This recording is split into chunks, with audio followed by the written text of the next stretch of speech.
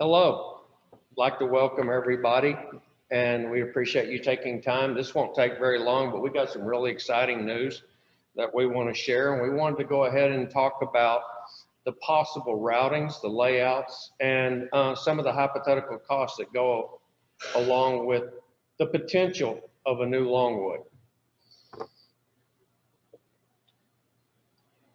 Everyone's aware that we're looking at flood mitigation project, and we've been looking at it, made multiple webinars over the last year, and that while the flood mitigation has potential to lessen the flooding out here by 10.5 feet and protect hundreds of homes against future flooding, it offers an additional benefit. It offers the benefit of us being able to restore Longwood to one of the most prominent courses in Houston. And those of you who've lived in the community for a long time will remember back when Longwood was considered one of the best courses in Houston. If we're able to implement this plan, then all of Longwood will benefit from the reputation and the prestige of an upgraded facility.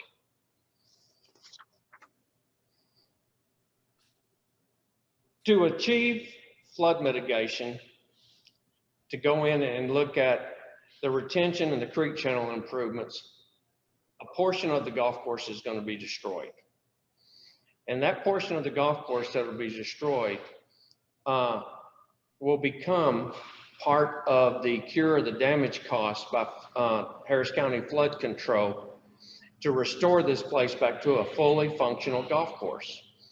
We have an opportunity, a really great opportunity in front of us that through community involvement and selective architecture, upscale architecting, we have the ability to turn Longwood Golf Course not into only an amenity for the community, but to a true attraction. Triumph Golf is 100% committed to this golf course, 100%.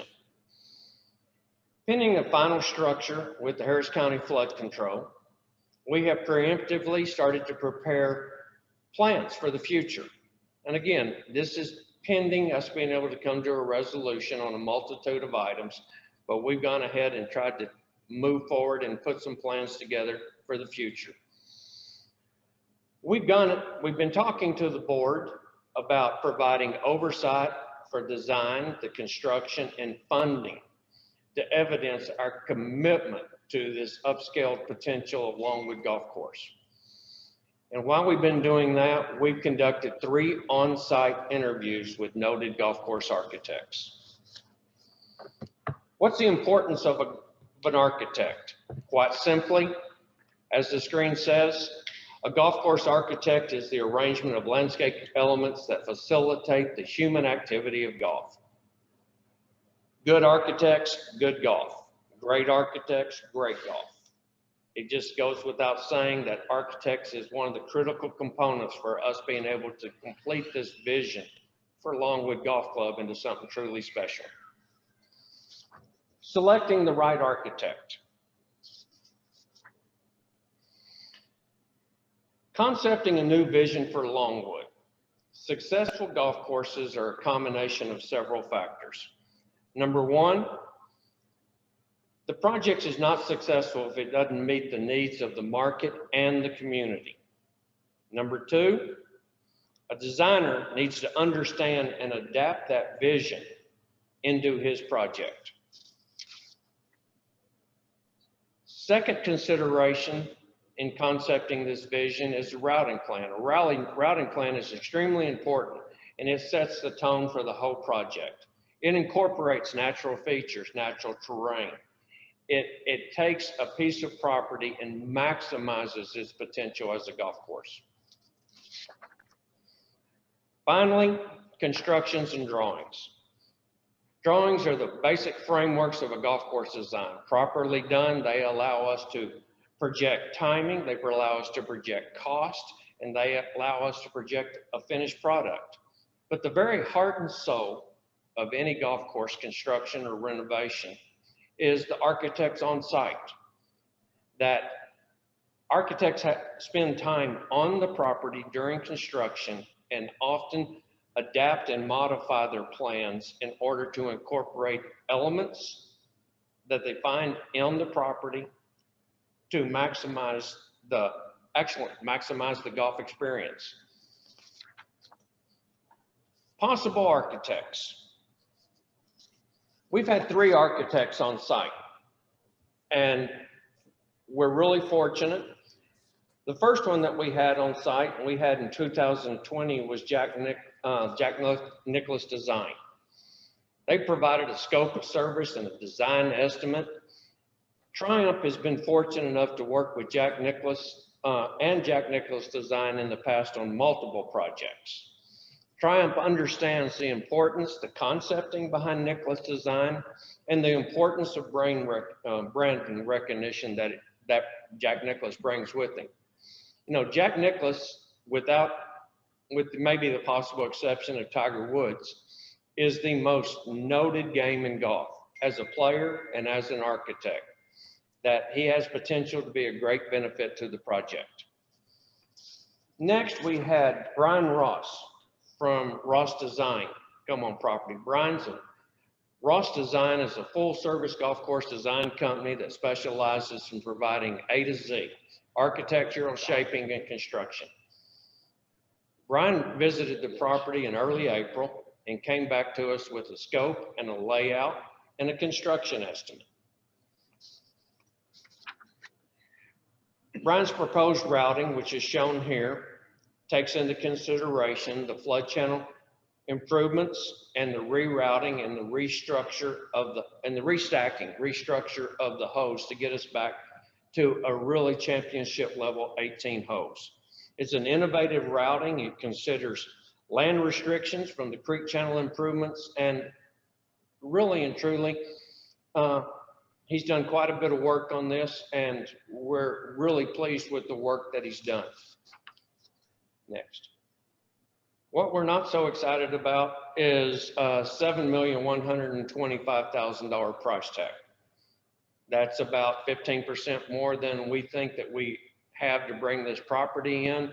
But again, this is nothing but an estimate based on the current realities or the current information available.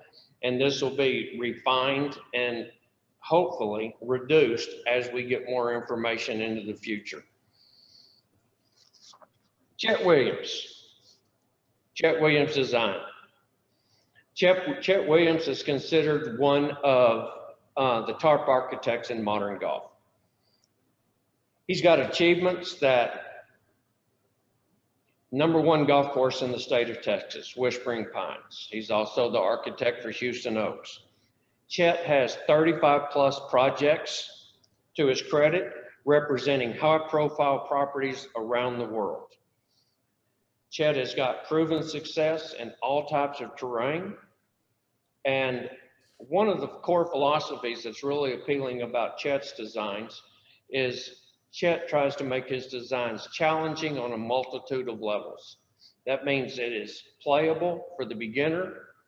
It's playable on a daily basis for your club member, and yet it can be challenging enough to hold competitions. Triumph Golf has been fortunate to work with Chet in the past, and we've asked Chet to come on tonight to speak to us a little bit about his routings that we'll show you and his design philosophy. You want to turn it over to Chet? Okay, thanks a lot, Billy. Appreciate the opportunity to be on here with everyone this evening.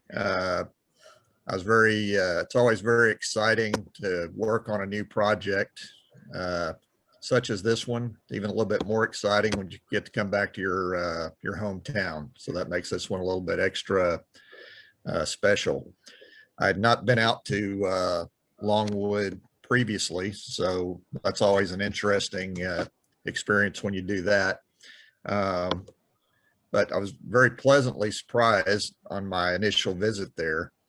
I would say that Longwood has what I like to call good bones. It means it's got a lot of the basics that are, very good about it. The routing plan for the golf course, both the existing and the potential for the new routings are all very good. There's opportunities to have a great balance of golf holes. And when I mention balance, talking about things like, having multiple lengths of golf holes, more variety, the better. Also, there's, good opportunities to have plenty of dog legs to the left, dog legs to the right. And again, all that just kind of helps to add up to a more fun and interesting golf course in the end. The golf holes also have the opportunity to play in all different directions, which all of the great golf courses in the country and around the world, that's, one of the components that they all have. And this one has those components as well. And it's kind of because of these things, these, the good bones that I'm talking about, that I agree with Billy. I think there's a great opportunity to bring this course back to the reputation it had when it first opened. One of the best courses in the Houston area, and I think it's got the opportunity to be one of the best courses in the state as well. I think it's got that much potential. And when that's kind of the goal that's kind of set forth, it's a project that's very exciting to potentially be involved with. So just a couple of notes about what you're looking at here on this plan. Just make sure that nothing's confusing. You'll notice that some of the holes are actually colored in, where all the green color is and everything. And some of the holes are just kind of a white color with the center line of the golf hole. The holes that are colored in represent golf holes that in this routing plan would have to be changed to some degree, some significantly. Some holes actually play in a reverse direction of what it currently does. Some of them not that substantial. Some of it's just a moving of a green or moving of some tees. But basically, if you look at holes 1 and 2, for example, which are your current pine number 1 and pine number 2 and pine number 3, actually, those holes would basically in general stay the same. There might be some slight design change, but there wouldn't be rerouting or reversing of those holes or anything like that. You'll also notice on this plan, on some of the holes that are colored in, you'll see some greens drawn on there, green shapes, some bunker locations and things like that. Nothing to get too excited about there. I put those on there just to kind of give people, it makes them look a little bit more like a golf hole and a little bit more realistic. But if and when the time comes, there'll be a lot more thought being put into the final locations of such features. So this is kind of preliminary in nature. So what Billy had kind of asked me to do was to look at a couple of different routing plans. And basically the need to do that was that there's a possibility that the existing bridge that crosses across the creek may or may not be able to continue to be in its location. Or there might be a new bridge that goes in. I don't think we know the answer to that yet. So I worked up 2 plans that would deal with both of those scenarios. So this first plan we're looking at is, I call it a continuous routing. It's not what I would call a traditional routing, but it is many of the top 100 golf courses in the United States have a continuous routing. And what I mean by that is you start off at the clubhouse and you don't come back to the clubhouse at the 9th hole. You don't come back, until you've played all 18 holes. And while for many clubs, that's not ideal, sometimes you run into situations where that could potentially come up, like this bridge situation, that it might be required. So as you can see on this plan, players would play holes 1 through 8 on the south side of the creek, same side as the clubhouse, and then take a little jog up the road over on the east side of the routing, and then play holes 9 through 17 on the north side, and then make the same jog back down and return to the south side to play 18 back to the clubhouse. You'll notice in the next routing that we'll go to in just a minute that the holes are actually going to be the same holes you're looking at here. The only difference is there'll be a different numbering of the holes, a different sequencing. One thing I'll just mention real quickly about this routing and this sequencing of holes that I think can be kind of interesting and kind of exciting. There's a potential that the back 9 holes would be 3 par 3s, 3 par 4s, and 3 par 5s, which again is not traditional, but it has been done plenty of times before, and I think it brings a little bit more fun into the rounds for golfers, because most of average players have their best chance to make birdies on par 3s and par 5s, so it gives them 2 extra chances. But that's not set in stone, but there is an opportunity to do that if we see that as being attractive. So you guys can change the slide. Okay, this routing is it's different than what is there existing now, but it is similar in the fact that you do come back to the clubhouse at the 9th hole and then play back out and come back to the 18th hole when you finish the round.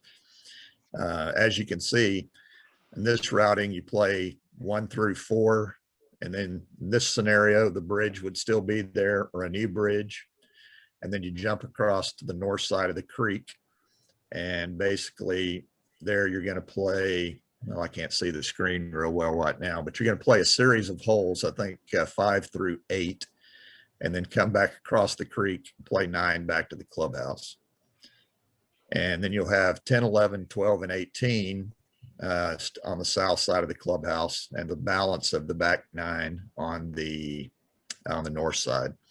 So I think this is probably the plan that everybody would like to see. If we all, perfect world scenario, I think we'd like to be able to keep the bridge or have a new bridge in, but I can assure you that either way that it ends up going, the golf course can be equally as well, equally as good a golf course, and just as fun and exciting to play.